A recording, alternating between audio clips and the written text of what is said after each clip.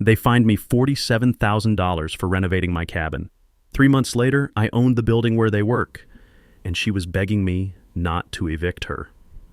Brenda Clearwater steps out of her white BMW designer heels crunching on my gravel driveway. The mountain air carries the sweet scent of sawdust and fresh revenge. Another violation notice crinkles in her manicured fingers. This one fining me $3,200 for unauthorized window placement. My windows. On my own cabin. That passed county inspection. This cabin was my dying wife's dream. After cancer took Sarah, finishing our project became sacred. But Brenda had other plans. Fake violations. Endless harassment to steal my property for her cronies. She picked the wrong veteran to destroy. What happened next will restore your faith in justice. Because sometimes the best revenge isn't getting even. It's becoming the boss of the person who tried to ruin you. Stick around. This gets really good. What would you do? Where are you watching from? Let me take you back 18 months to when this nightmare started. Garrett Henderson, retired Navy engineer, 52. Military pension plus consulting income. I thought I had life figured out. My wife Sarah and I had been planning our mountain retreat for 20 years. 40 acres of Colorado wilderness. 20 minutes outside Pine Ridge. Population 3,200 and dropping. The kind of place where everyone waves and the hardware store guy knows your coffee order. When cancer took Sarah 3 years ago, finishing our cabin became my mission. She'd sketched the plans from her hospital bed. Off-grid solar, wraparound porch, maybe veteran retreats someday. The blueprints still smell like her lavender lotion. So there I was every morning at sunrise, coffee steaming in the truck cab, losing myself in honest work. Grief therapy with power tools. The 1960s hunting cabin had good bones but needed everything else. The sound of my hammer echoing off mountain ridges was better than any therapist. Pine Ridge seemed perfect. Mostly retirees and blue-collar families, plus some wealthy newcomers building vacation mansions in the gated community up the hill. That's where our villain lived. Meet Brenda Clearwater, 48, town planning and zoning administrator, married to Rick Clearwater of Clearwater Automotive, biggest dealership in 3 counties. White BMW X5, gated community address, reputation for strict enforcement. Translation, bureaucratic bully with a clipboard. Our first meeting should have been a red flag. I was pulling permits for electrical and foundation work. Standard stuff, properly filed, fees paid. Brenda examined my applications like I'd requested permission to build a nuclear reactor. "This is ambitious for one person," she said, manicured nails drumming the counter. "Sure you can handle it, hun. Honorable." Like I was some confused grandpa who'd accidentally wandered into the big boy section of Home Depot. 25 years in the Navy taught me to follow procedures, ma'am. Her smile could have frozen diesel fuel. We'll see about that. 3 weeks later, expensive heels were crunching across my job site. I was mixing concrete, the smell thick and earthy, when Queen Brenda arrived for her inspection. County had already signed off on everything, but apparently she had concerns. "Mr. Henderson, we have a problem." She pointed at my lumber pile, neatly stacked exactly where my contractor left it. "Material storage violates setback requirements." I pulled out my site plan, traced the boundaries. "Ma'am, that pile's 15 feet inside my property line. Setback's only 10 feet. Municipal code supersedes county." Already writing the citation, pen scratching like angry claws. $2,400 for willful zoning violation.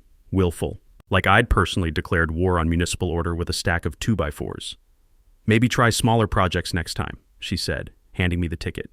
"Renovations can be tricky for folks unfamiliar with our standards." Our standards. This woman was lecturing a military engineer like I'd never seen a measuring tape. But here's what really got me. The way she said folks. Like I was some outsider who didn't belong. Like veterans didn't deserve to build dreams on their own land. As her BMW disappeared down my gravel driveway, kicking up dust that settled on my tools, I figured this was just small-town bureaucracy. Pay the fine, move on, finish Sarah's cabin. I had no idea I'd just met the woman who was about to make the biggest mistake of her professional life. What I thought was a one-time shakedown turned into weekly harassment. Brenda started showing up like clockwork every Tuesday, always with a different inspector in tow, always finding new ways to bleed me dry. Week 2, improper electrical panel labeling. The same panel that had passed county inspection with flying colors. $800 for a label that was exactly where it belonged. Week 3, gravel driveway grade violation. $1,500 because my driveway was supposedly 0.3 degrees too steep. I'd been driving on it for 6 months without washing away in a single storm. Week 4. Porta potty placement violates aesthetic guidelines. $2,000 because my porta potty, hidden behind my cabin and invisible from any road, somehow offended Pine Ridge's delicate municipal sensibilities. The taste of injustice was bitter as black coffee. $8,400 in 6 weeks for violations that wouldn't hold up in any real court. But Brenda was counting on me not having the energy to fight back. Wrong bet.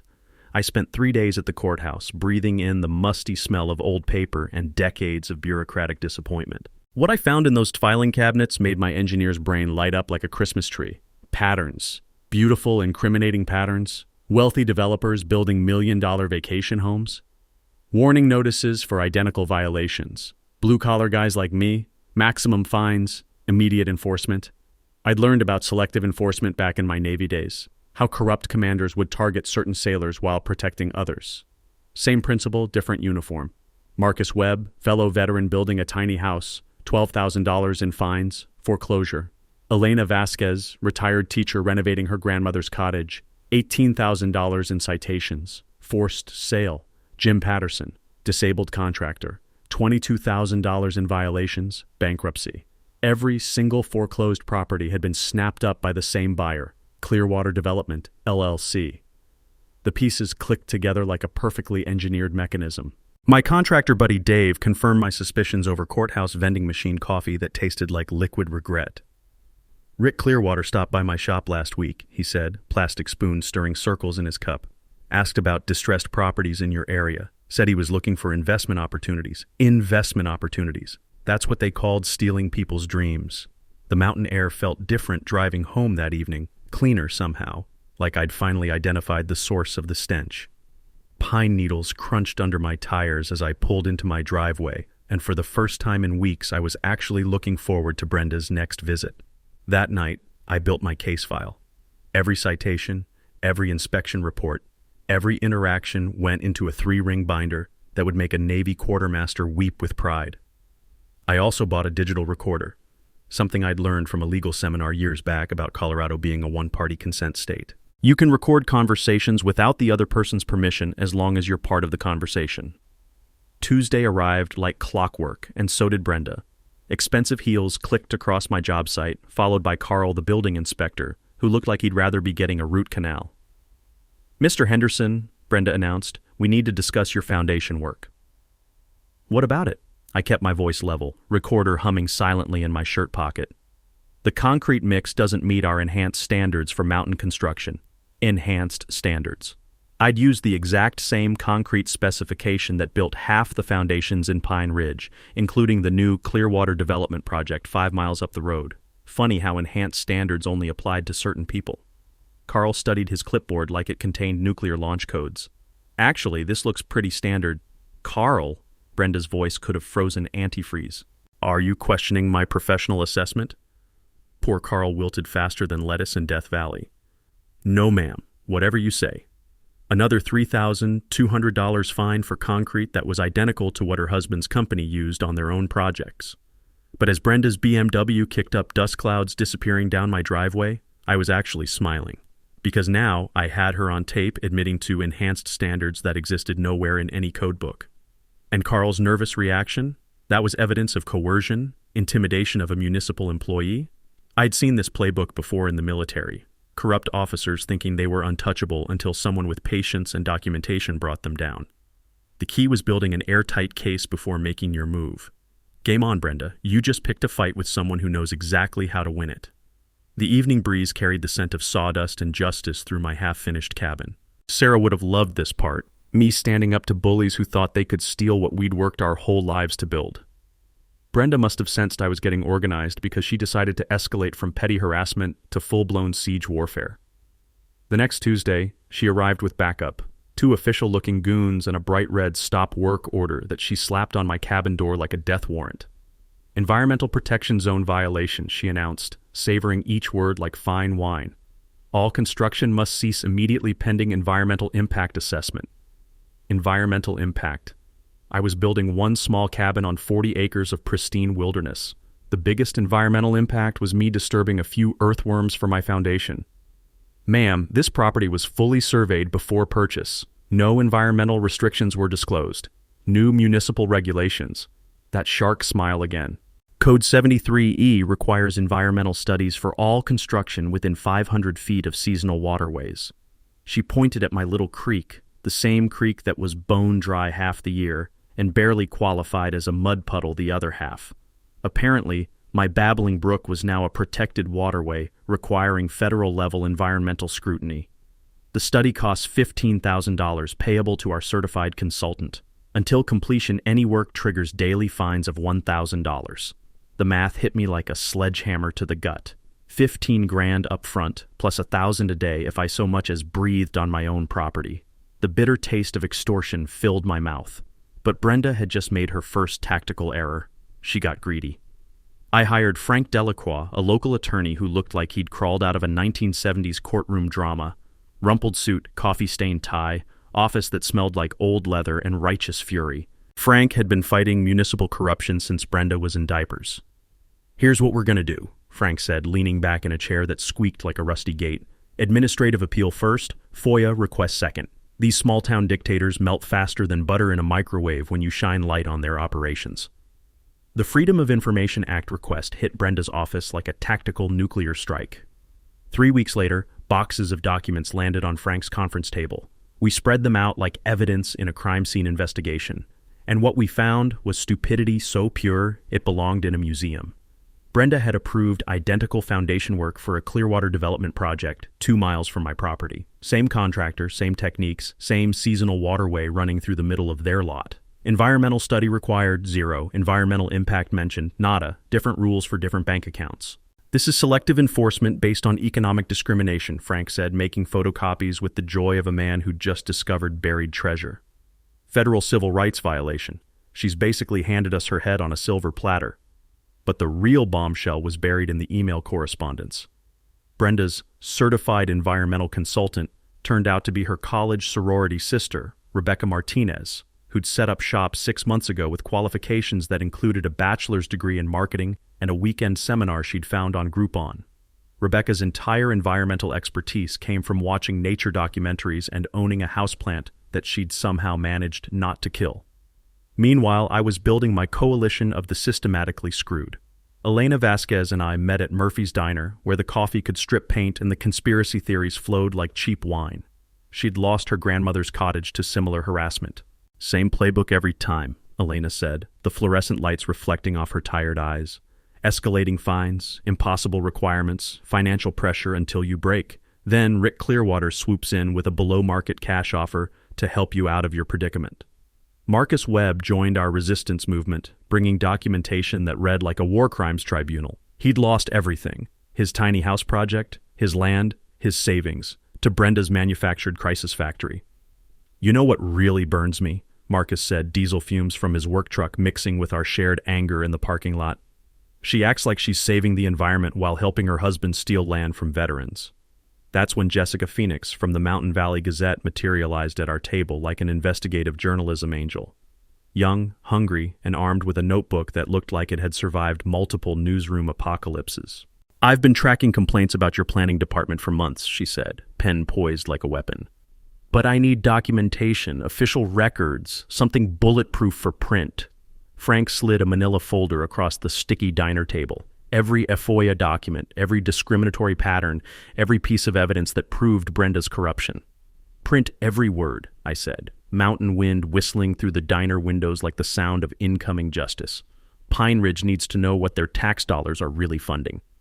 The scent of change was in the air, and it smelled like fresh newsprint and righteous anger.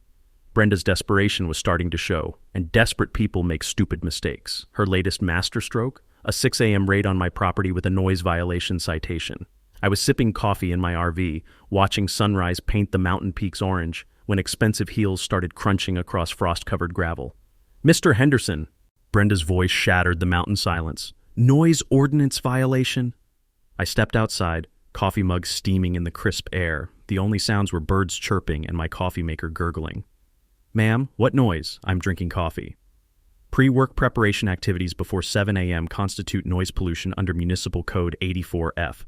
Pre-work preparation activities.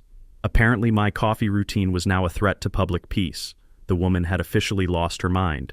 But the real kicker came next.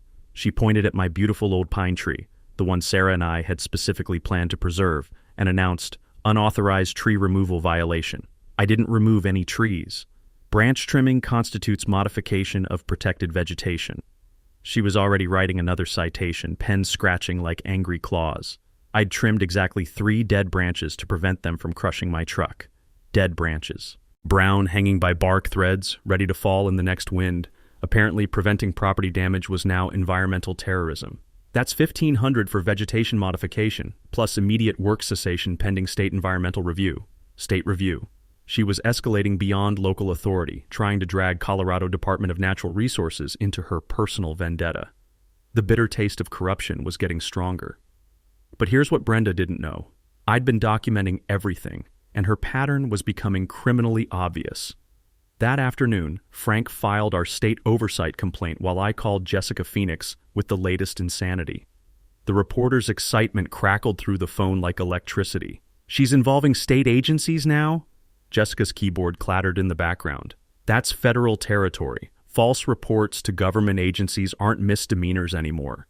Jessica had been digging deeper into Pine Ridge's dirty laundry. Her investigation revealed 3 years of systematic harassment targeting specific property owners, always veterans, retirees, or blue-collar families, always ending with foreclosure and mysterious cash purchases by Clearwater Development. "Here's the beautiful part," Jessica said, voice thick with investigative satisfaction. "I've got a source at Colorado DNR. Brenda's been filing false endangered species reports for years, claiming owl habitats that don't exist, wetland violations on bone-dry properties. She's basically been playing federal agencies like fiddles. False reports to federal agencies.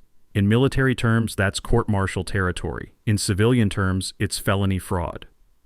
The validation came the next morning via phone call from Agent Sarah Morrison at Colorado Department of Natural Resources. The irony of her name wasn't lost on me. "Mr. Henderson, we've reviewed satellite imagery and geological surveys of your property. The endangered owl habitat, wetland disruption, and rare plant species cited in municipal reports, none of them exist on your land, or anywhere within 5 miles of your land.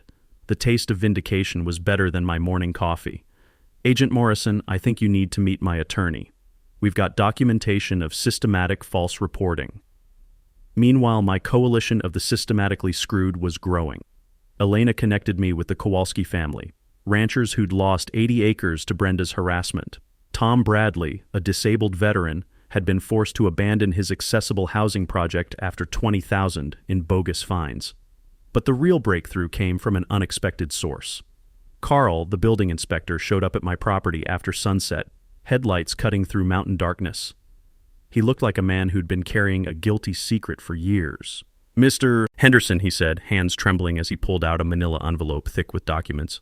"I can't sleep anymore. Brenda's been forcing me to falsify inspection reports. She threatened my job, my family's health insurance, everything." Inside the envelope were photocopies of his original inspection reports, the real ones, before Brenda forced him to rewrite them with fabricated violations. His actual assessments showed my work wasn't just code compliant, it was exemplary. "She's got dirt files on half the town," Carl whispered, glancing around like Brenda might be hiding behind pine trees. "Anyone who crosses her gets targeted for harassment. I've got 3 kids and can't afford to lose my job, but I can't keep destroying innocent people." The mountain wind carried the scent of pine sap and approaching justice. Carl's evidence was the smoking gun, proof of systematic fraud, coercion of public officials, and conspiracy to commit theft through government abuse. I handed Carl Frank's business card. "Call my lawyer tomorrow. We'll protect you from retaliation. Time someone protected the good guys." As Carl's taillights disappeared into mountain darkness, I noticed something interesting posted at the courthouse that afternoon. A foreclosure notice for 412 Municipal Plaza, the building that housed Pine Ridge's planning department. Time to do some research on municipal real estate. That foreclosure notice at the courthouse kept nagging at me like a toothache. So the next morning, I did what any good engineer does when something doesn't compute. I dug deeper. The Pine Ridge Municipal Building, Brenda's little palace of corruption, was owned by Mountain Vista Investment Group, some Denver corporation that bought it 18 months ago for $680,000. Well below the $950,000 assessed value, but perfectly timed with Brenda's harassment spree. Coincidence? My ass. My The current owners were bleeding Pine Ridge dry with $18,000 monthly rent, and the town was broke. Budget crisis, failed developments, declining tax revenue. The whole municipal government was basically running on fumes and prayer.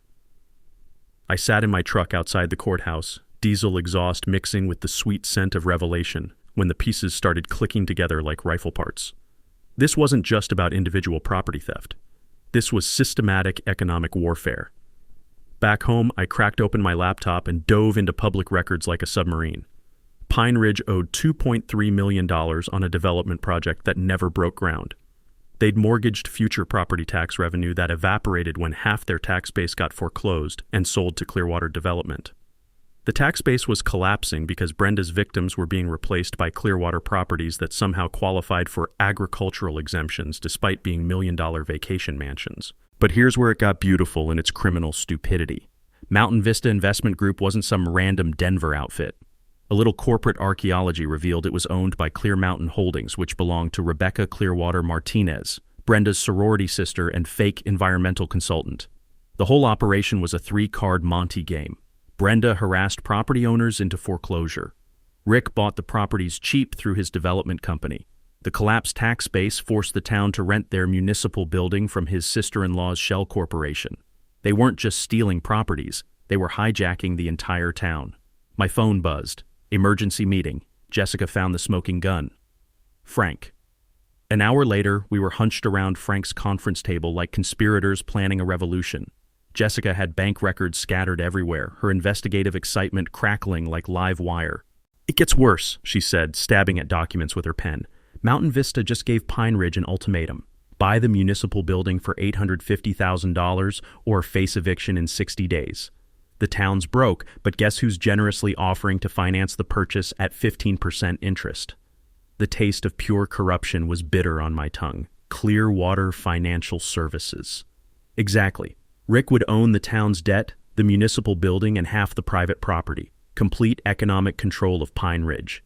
Frank was pulling out legal pads, his rumpled suit practically vibrating with prosecutor energy. "This is textbook racketeering, RICO violations, federal conspiracy. We're talking organized crime masquerading as municipal government." But I was thinking like an engineer, not a lawyer. Sometimes the best solution is elegantly simple. "Frank," I said, pulling out my phone, "what if someone else bought that building first?" "You mean outbid them?" I speed dialed my financial advisor. "Sarah's life insurance, my military pension savings, proceeds from our old house, $920,000 in liquid assets. More than enough for one municipal building and the sweetest revenge in Colorado history." "I mean," I said, watching Frank's coffee-stained face transform into pure joy, "what if Brenda's new landlord was someone who actually believed in honest government?" Jessica was already typing like her keyboard was on fire. "This is journalistic gold. How fast can you move?" "Fast enough to beat their 60-day deadline," I said, dialing my real estate agent. "Time to teach these thieves what happens when you corner the wrong veteran." The mountain wind rattled Frank's windows, carrying the sound of approaching justice and the sweet smell of checkmate. The next 72 hours moved like a precision military operation.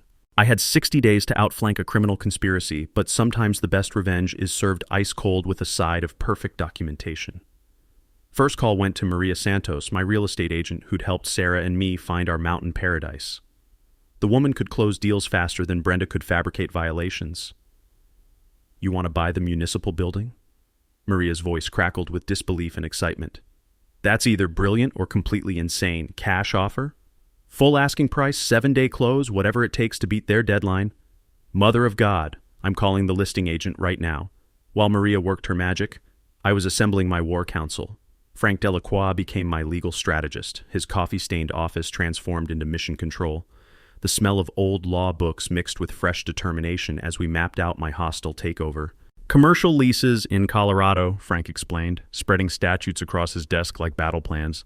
"Transfer with property ownership, but month-to-month agreements can be modified with 30 days' notice. You'll have complete control over their lease terms."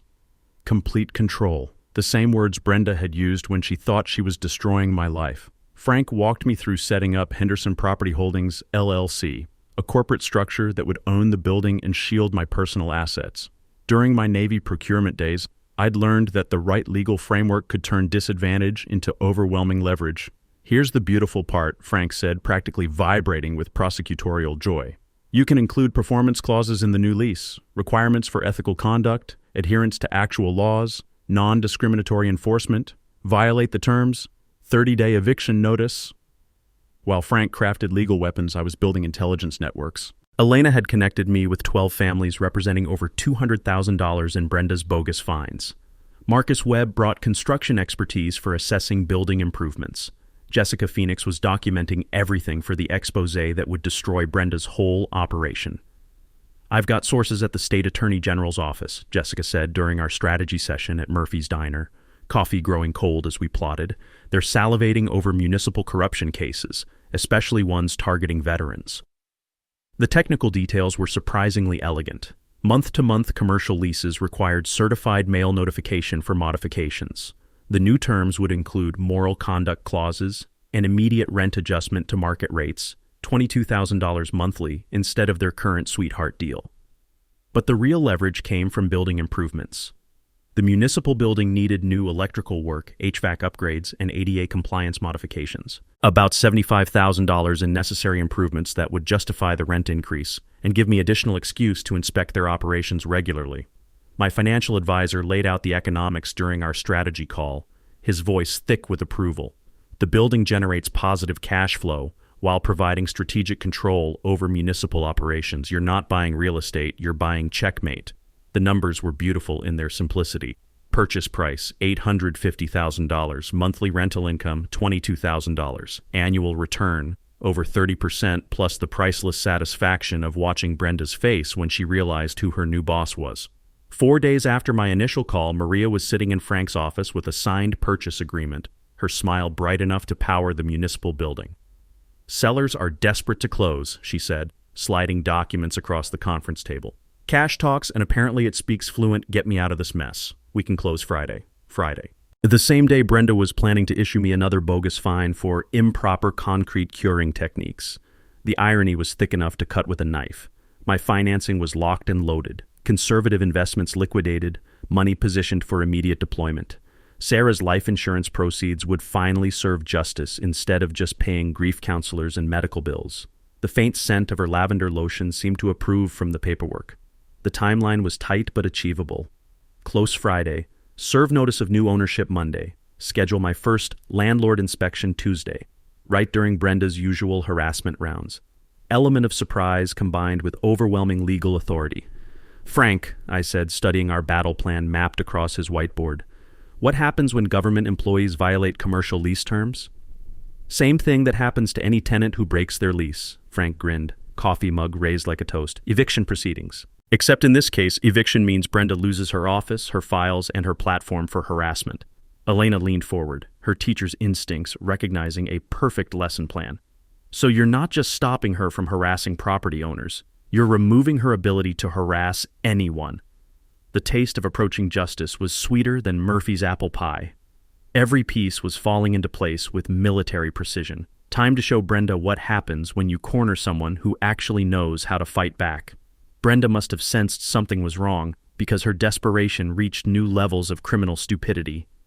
The morning after I closed on the municipal building, she had no idea yet. She showed up with what she called an emergency condemnation order. I was enjoying my coffee and the sweet taste of secret victory when Expensive Heels announced her arrival. This time she brought backup. 2 county officials who looked like they'd rather be getting root canals. "Mr. Henderson," Brenda announced, waving an official-looking document like a battle flag. "This structure poses imminent danger to public safety and must be evacuated immediately." Imminent danger.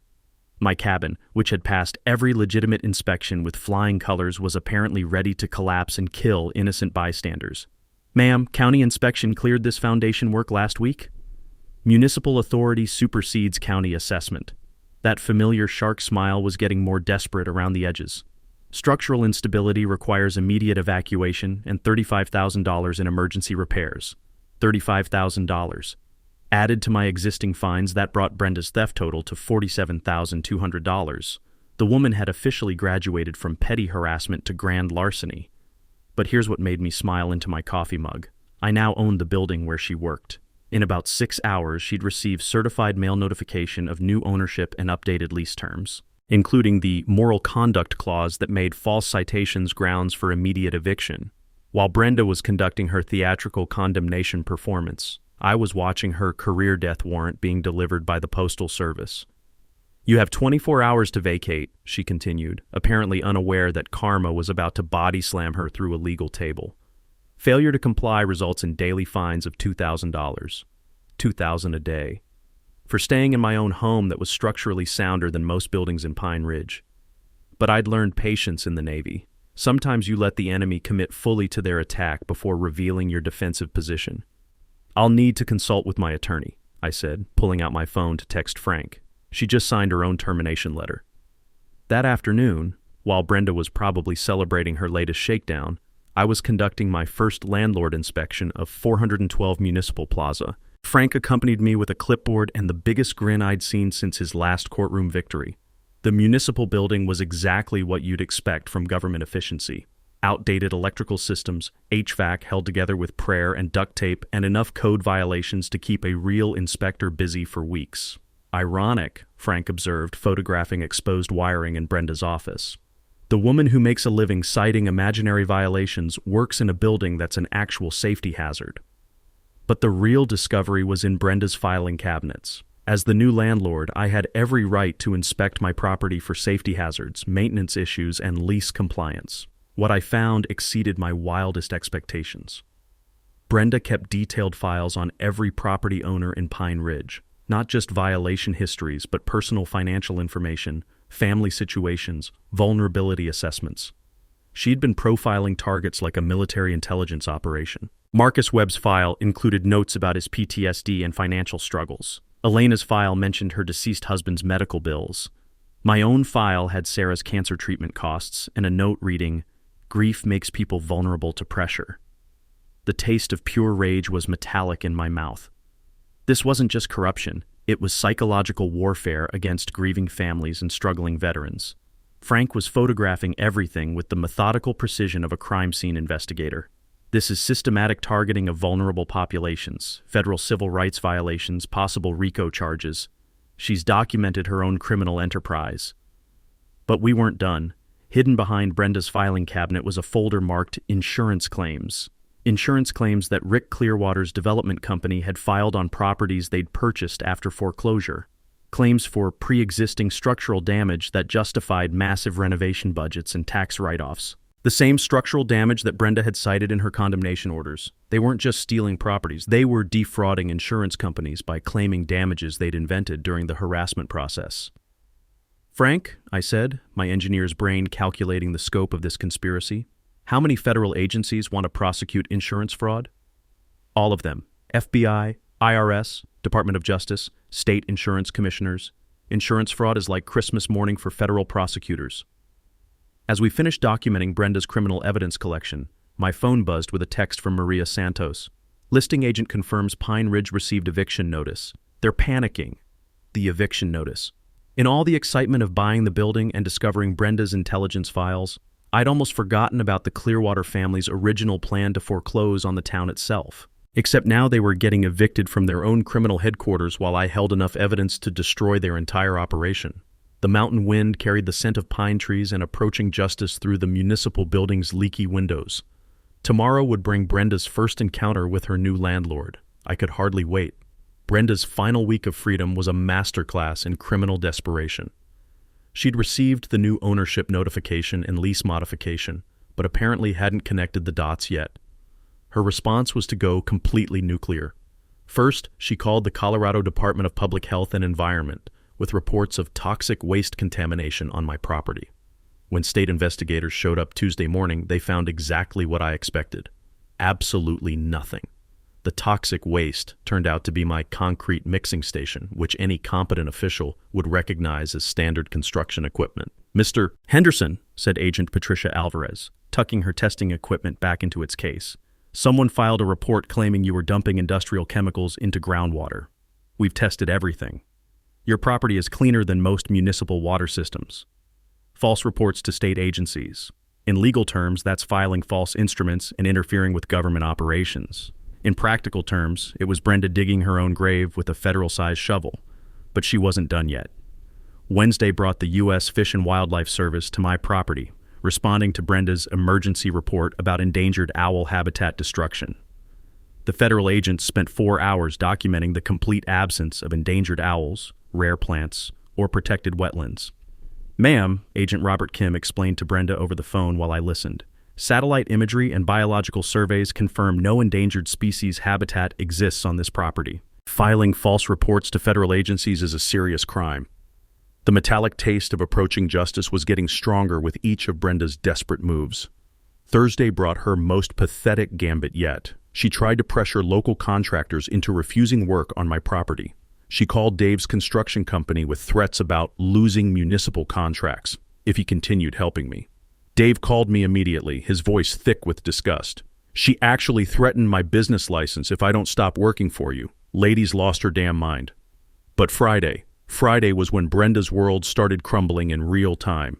I scheduled my second landlord inspection for 9 a.m., right during her usual harassment hours. Frank accompanied me with a briefcase full of lease violation notices and the sweet smell of legal vindication. We found Brenda's office in chaos. Files scattered everywhere, shredding machine working overtime, the distinct odor of panic sweat mixing with copy machine toner. She was frantically destroying evidence when we walked in. "Miss Clearwater," I said, enjoying the way her face cycled through confusion, recognition, and pure terror, "I'm here for my weekly landlord inspection. You can't, this is a government office, which operates in my building under a commercial lease that you're currently violating." Frank stepped forward with official documents. Destruction of evidence, filing false reports, discriminatory enforcement, all violations of your moral conduct clause. But the real beauty was watching her realize that all her evidence destruction was happening in front of the very person she'd been trying to frame. Every shredded document was something I'd already photographed during my previous inspection. "You're also behind on rent," I continued, pulling out my calculator with theatrical precision. "Market rate adjustment brings your monthly obligation to $22,000. You're currently paying $18,000. That's $4,000 in back rent, plus late fees." The mathematical certainty of her financial doom seemed to break something inside her. "This is harassment. I'll file complaints."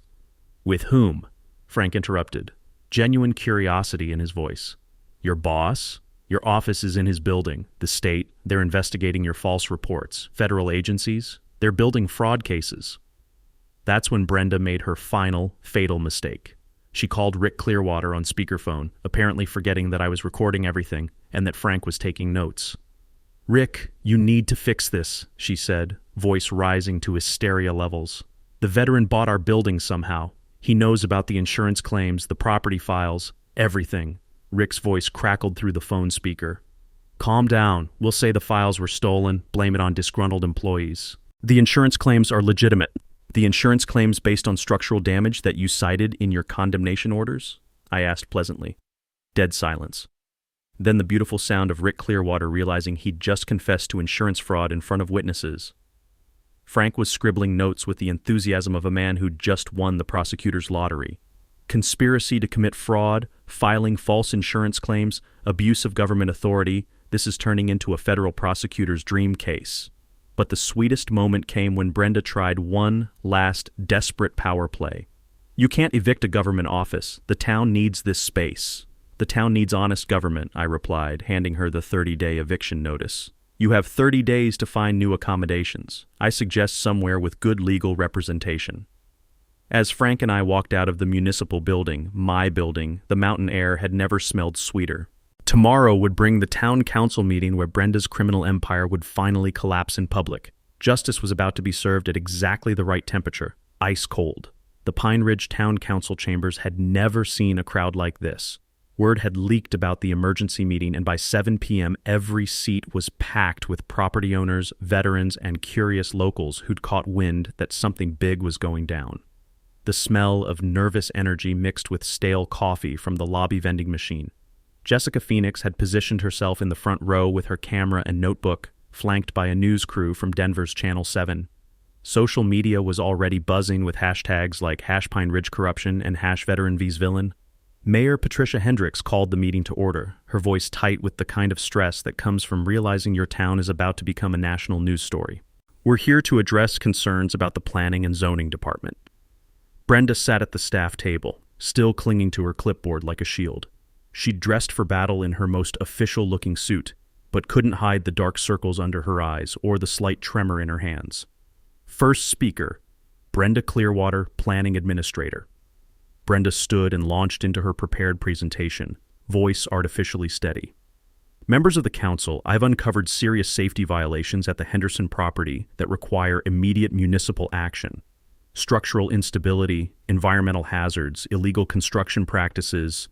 She clicked through slides showing photos of my cabin, each one labeled with dramatic warnings about imminent collapse and public safety threats. The same cabin that had passed every legitimate inspection with flying colors. Mr. Henderson has demonstrated flagrant disregard for municipal authority and poses a clear danger to our community. I recommend immediate condemnation and emergency demolition. Emergency demolition. She was actually asking the town council to bulldoze my home based on completely fabricated safety concerns. The murmur from the audience was like distant thunder. Veterans who knew my work, contractors who'd seen my construction quality, neighbors who'd watched me build with meticulous care. They weren't buying Brenda's performance. Mayor Hendricks consulted her notes. Next speaker, Garrett Henderson. I stood slowly, feeling the weight of 24 cell phone cameras recording my every move. Frank sat in the front row with a briefcase full of evidence, while Elena, Marcus, and the rest of my coalition filled the first 3 rows. Thank you, Mayor Hendricks, members of the council. I pulled out my own folder, much thicker than Brenda's propaganda presentation. I'm here tonight not just as a concerned citizen, but as someone who's discovered systematic corruption in our municipal government. The temperature in the room seemed to drop 10 degrees. Over the past 6 months, Ms. Clearwater has issued $47,200 in fabricated fines against my property, violations of codes that don't exist, emergency conditions that independent inspectors confirm are imaginary, environmental hazards that state agencies have proven false. I clicked to my first slide, a side-by-side comparison of my foundation work and the identical work on a Clearwater development project. Same contractor, same techniques, same materials. My project gets $15,000 in fines. Clearwater Development gets expedited approval. The murmur grew louder. But selective enforcement is just the beginning. Next slide. The property ownership map showing foreclosed homes purchased by Clearwater Development. 12 families have lost their properties to Miss Clearwater's harassment. All 12 were subsequently purchased by her husband's company at below-market prices. Council members were leaning forward now, studying the evidence with the intensity of people realizing they'd been played. Miss Clearwater has filed false reports to state and federal agencies, coerced municipal employees into falsifying inspection reports, and maintained intelligence files on private citizens, including medical and financial information. Brenda shot to her feet. These are lies. Desperate accusations from someone facing legitimate code violations. Miss Clearwater, I said, pulling out my ace card, I'd like to address a potential conflict of interest in your assessment. The room went silent. As of last Friday, I am the owner of 412 Municipal Plaza, the building that houses your office. I paused to let that sink in, watching Brenda's face cycle through disbelief, horror, and recognition. As your landlord, I've had the opportunity to inspect my property for safety compliance and lease violations. You could have heard a pin drop in that chamber. What I found was your personal intelligence files on municipal harassment targets, documented coordination with your husband's development company, and evidence of insurance fraud involving properties you condemned. The explosion of voices from the audience was immediate. Council members were frantically whispering to each other. Camera flashes were popping like strobe lights. But the mic drop moment came when I pulled out the final document. Miss Clearwater, as your new landlord, I'm serving notice that discriminatory enforcement and filing false reports violate the moral conduct clause of your commercial lease. You have 30 days to vacate my building. The room erupted. Brenda collapsed into her chair like someone had cut her strings. Mayor Hendricks was banging her gavel like her life depended on it. Jessica Phoenix was typing faster than humanly possible, and the Denver news crew was getting footage that would lead the morning broadcast. Justice had just been served, live-streamed, and hashtagged for the world to see. The aftermath moved faster than a Colorado avalanche. Brenda Clearwater resigned within 48 hours, officially to pursue other opportunities, but everyone knew it meant before the FBI builds their case. The town council voted unanimously to rescind every bogus fine she'd ever issued and launched a full corruption investigation. But my favorite moment came a week later when I walked into what used to be Brenda's kingdom of harassment. The smell of fresh paint and justice filled the air as Elena Vasquez, the same retired teacher who'd lost her cottage to Brenda's scheme, arranged her belongings on the planning administrator's desk. "How's it feel to be the new sheriff in town?" I asked. Elena held up a stack of actual code books, grinning like she'd won the lottery. Revolutionary concept, following real laws instead of making them up. Who knew? The financial resolution was sweeter than Sarah's apple pie. Pine Ridge covered my legal expenses, $8,400, established a victim compensation fund using recovered fraud money, and Marcus Webb got his land back through foreclosure reversal. 3 other families recovered properties stolen through Brenda's harassment schemes. My building was generating $22,000 monthly as projected, with lease terms requiring actual ethical conduct. Amazing how government efficiency improves when someone's watching who can't be intimidated. 6 months later, my cabin was complete. Sarah's blueprints transformed into reality. Solar panels gleaming, wraparound porch overlooking mountain vistas, and space for the Pine Ridge Veterans Support Group monthly meetings. The rough texture of hand-hewn logs under my fingers reminded me daily that some dreams are worth every fight. The cabin's first guests were fellow veterans dealing with their own bureaucratic nightmares. Word had spread through military networks about the guy who'd turned harassment into victory, and my phone rang constantly with requests for advice. "The secret," I told a group gathered around my fireplace one evening, pine smoke mixing with mountain air, "is patience and documentation. Bullies count on you getting frustrated and quitting. Disappoint them." Marcus started a construction company specializing in veteran housing. Elena revolutionized Pine Ridge's planning department with radical concepts like treating citizens with respect. Jessica Phoenix won a state journalism award for exposing municipal corruption, sparking investigations in 6 other Colorado towns. The community launched an annual Liberty and Justice Festival celebrating honest government and supporting military families navigating legal challenges. Sarah would have loved seeing our cabin become a beacon for other veterans fighting similar battles. As for the Clearwater crime family, Rick's development company collapsed under federal investigation. Insurance fraud charges were filed.